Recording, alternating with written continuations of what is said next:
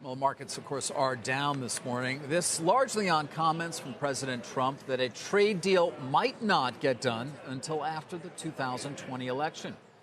Joining us now at Post 9 to perhaps shed some light on these latest comments regarding the trade talks is Secretary of Commerce Wilbur Ross. Mr. Secretary, always good to have you here. Good to be back. And nice to have you in person as well.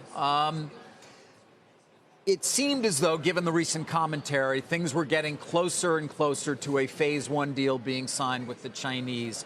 Should we view the president's comments out of London as a moment where things have changed in some fashion that we may be unaware of so that it becomes less likely a deal is near?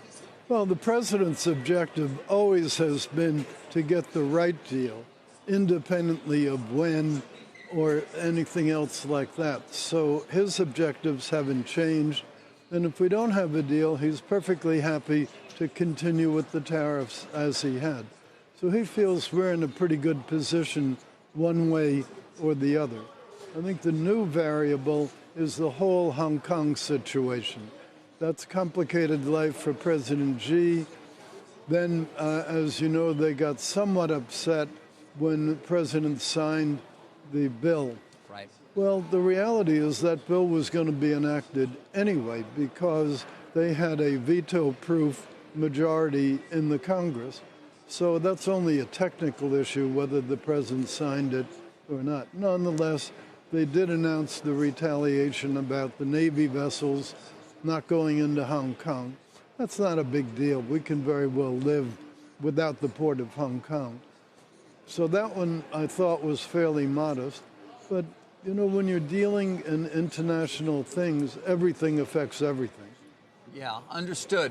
But it does seem as well that the Chinese have made it clear that they would expect some sort of, well, not just no tariffs on the 15th of December, which is only 12 days away at this point, but also a potential rollback of the September tariffs. Is that the case as you understand it in terms of what their ask is? And is that something that has put a new impediment in the way of perhaps reaching a deal in the near term? Well, the idea of addressing existing tariffs over a period of time is not a new idea. That's always been part of things. The real question is the total package. So I don't think it's too useful to pick out one little piece or another. We should really focus. Either we're going to have a total package that works for both, or we'll continue on as we are. I think it's also important that the president make clear he's under no time pressure to get it done, because otherwise there's a tendency of the other side to say, oh, he needs it for political reasons, so we'll give him a worse deal than we would. He's not going to play that game. He made that clear today. Is it your expectation that December 15th tariffs will be applied? Well, unless there's some real reason to postpone them. If there were a little bit of time needed for more talks, he probably would postpone it. If enough substantive progress had been made, he might. You really have to look at the exact situation as we get a little closer to that time. Is he serious when he says it might be better to delay it to after the election? And what would the consequences be from that? Well, I think he's serious, certainly in this regard. That takes off the table something that they may think gives them some leverage. Because once the election occurs, and the president seems to be in very good shape for the election, once it occurs and he's back in, now that's no longer a distraction that could detract from our negotiating position. Ultimately, I mean, even if he does get reelected, that's 4 more years. I mean, they still kind of have that leverage on the table because we have a democratic system here, right? Well, we have the leverage because we have much more ammunition left against them than they have against us. It's one of the few good things about a trade deficit is you have more bullets you can fire than they have that they can fire. They're pretty well out of bullets. Well, so how are you feeling about things? I mean, we have talked about this issue now with you for years at this point. We've had sort of the same conversation. Are you optimistic still that something will get done in the next, let's call it, few months? Well, I'm optimistic we'll eventually get something done for several reasons. One, they have their own economic problems in China. particularly the hollowing out of the supply chains that's occurring. Even before the trade disputes, there were people starting to think maybe China is not the cheapest place in the world to manufacture anymore.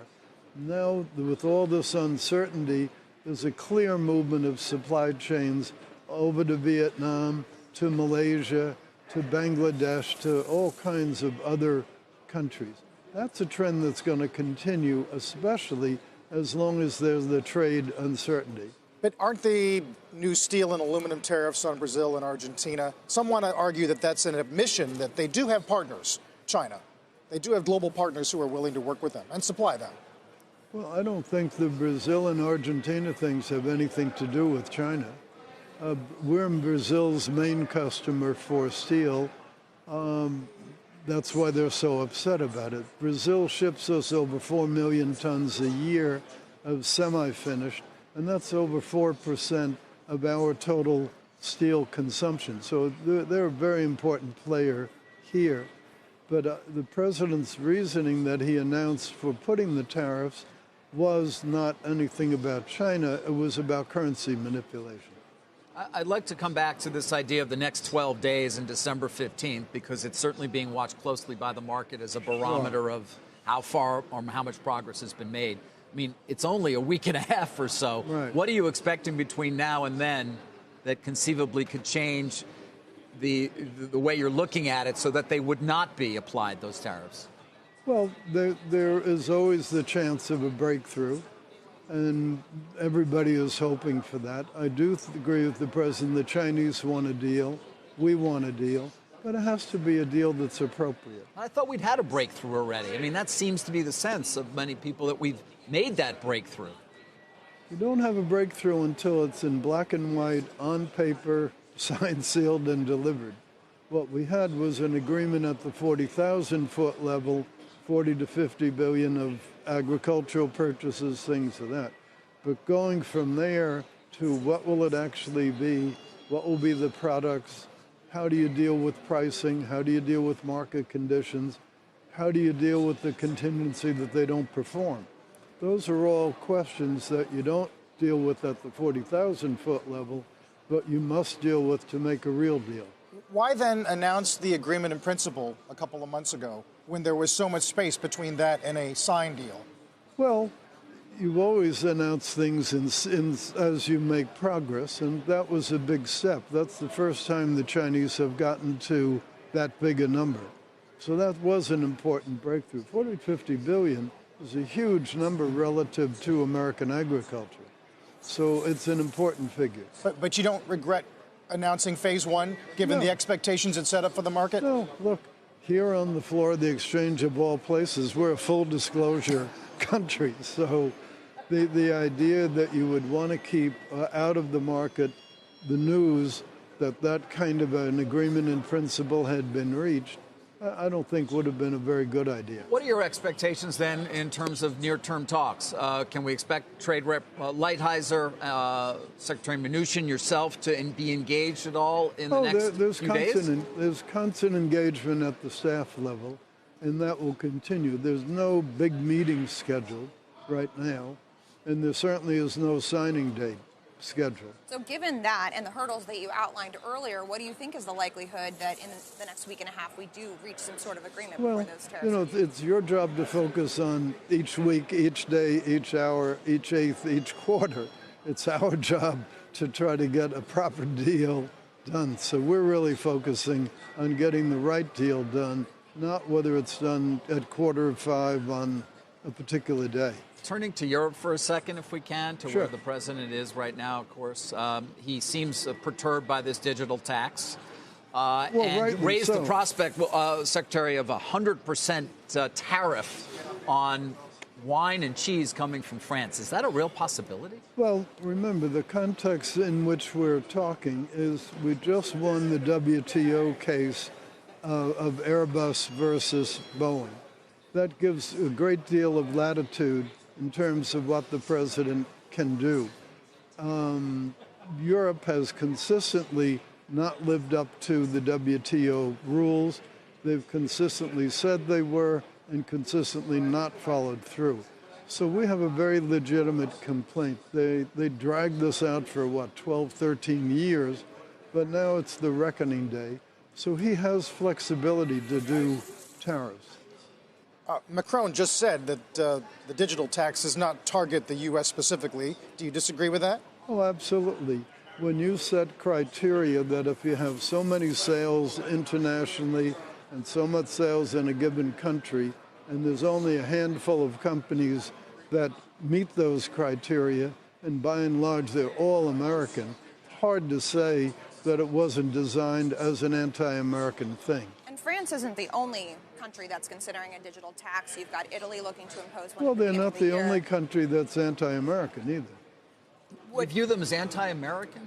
What does that mean when you say that? Well, they are anti-American in the sense that Europe doesn't have the real high-tech champions and the real e-commerce champions that we do. There's a tremendous amount of jealousy about that.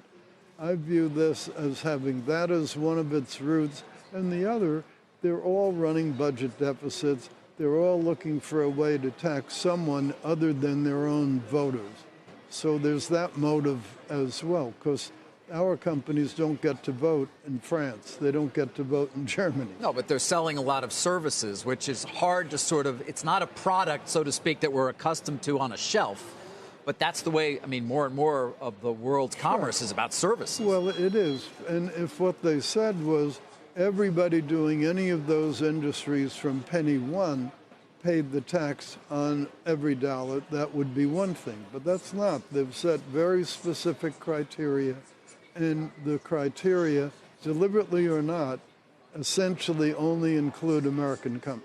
So then if you start down this path of imposing tariffs on France as, retaliation for this digital tax, do you then see yourself imposing tariffs on the other countries, Italy, the UK, Turkey, that are considering a Well, similar... remains to be seen. If they do the same thing, I would assume he would react the same way. But you certainly can impose tax on individual member states. That's plenty of precedent for that. You can't negotiate a trade agreement with individual member states. That has to be at the European Commission level. But you can, and we have. The Airbus retaliations are against the member countries individually. They're tailored to the individual countries. So there's nothing strange about that. Reuters has a piece out today, says the White House considered kicking Huawei out of the banking system, where they would be unable essentially to transact in dollars, and that it's not completely off the table. Well, the only thing we've done on Huawei so far is we put them on the entity list. And that means any American company that wants to sell them stuff that's on the list has to get a license to do so. We have very serious concerns about Huawei as a security risk. We had very big concerns about what they contributed to the horrible treatment of the Uyghurs in China.